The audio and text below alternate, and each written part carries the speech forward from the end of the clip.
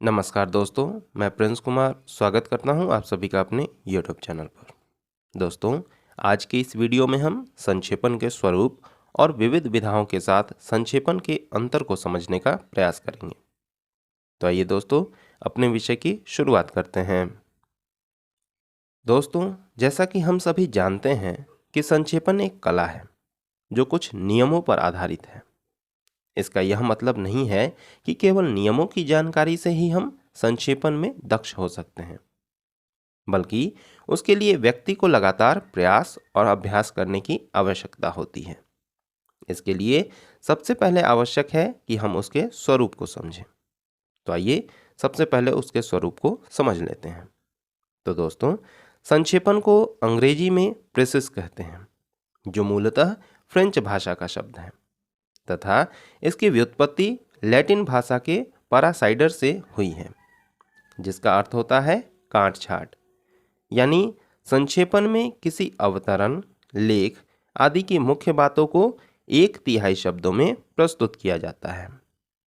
दोस्तों, संक्षेपण शब्द भले ही हमारे लिए नया हो, लेकिन यह जिस शब्द से बना है वह है संक्षेप, और यह हमारे लिए नया नहीं है। इसका प्रयोग हम रोजमर्रा की जिंदगी में करते ही हैं, और साथ ही साथ हम संक्षेपण का भी प्रयोग रोजमर्रा की जिंदगी में करते हैं, बस इसके विषय को समझ नहीं पाते हैं। उदाहरण के लिए, जैसे हमारे साथ कोई घटना घटती है या हम किसी से मिलने जाते हैं, तो इन घटनाओं को जब हम अपने मित्रों या किसी परिचित को बताते हैं तो पूरी घटना का वर्णन नहीं करते हैं, बल्कि मुख्य बातों को क्रमबद्ध रूप में बता देते हैं। बस यही तो संक्षेपण है। लेकिन आज के दिन में लेखन के क्षेत्र में जब किसी लेख, अवतरण, भाषण, पत्र, वक्तव्य आदि को मूल लेख के 1/3 शब्दों में लिख दिया जाता है, तो वही संक्षेपण है। अब बात उठती है कि सारांश, भावार्थ, आशय, अन्वय आदि क्या है? क्या ये संक्षेपण से भिन्न है? तो इसका उत्तर है हाँ, ये सभी संक्षेपण से भिन्न है। तो इन सब में क्या अंतर है, आइए एक एक कर समझने का प्रयास करते हैं। तो सबसे पहले समझते हैं संक्षेपण और सारांश के बीच के अंतर को। तो दोस्तों, जहाँ सारांश में केवल मुख्य को अत्यंत संक्षेप में लिख दिया जाता है, लेकिन संक्षेपण में सामान्यतः मूल बातों को क्रमबद्ध रूप में लिखा जाता है। जहाँ सारांश के लिए शब्दों की सीमा नहीं होती है, वहीं संक्षेपण में शब्दों की सीमा तय होती है, और यह मूल अवतरण का हमेशा 1/3 होता है। अब समझते हैं आशय और संक्षेपण में अंतर। तो दोस्तों, जहाँ आशय में संपूर्ण कथन का या गूढ़ बातों का या पदों का स्पष्टीकरण होता है, वहीं संक्षेपण में स्पष्टीकरण का कोई गुंजाइश नहीं होता है।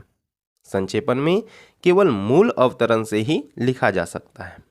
उसमें अपनी इच्छा से कुछ भी जोड़ा नहीं जा सकता है और न ही घटाया जा सकता है। अगला अंतर है अन्वय और संक्षेपण के बीच में। तो दोस्तों, जहां अन्वय में मूल कथन के मुख्य और गौण भावों का समावेश होता है, वहीं संक्षेपण में केवल मूल भाव होता है। संक्षेपण में गौण भावों के लिए कोई स्थान नहीं होता है। अब जहाँ तक बात है भावार्थ और संक्षेपण में अंतर की, तो दोस्तों, भावार्थ लेखन में शब्दों के आकार की, लेख के लंबाई चौड़ाई की कोई अंतिम सीमा नहीं होती है।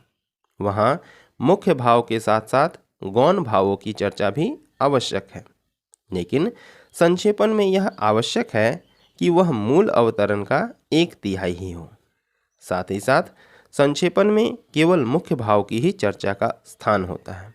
इसमें गौण भाव के लिए कोई जगह नहीं है।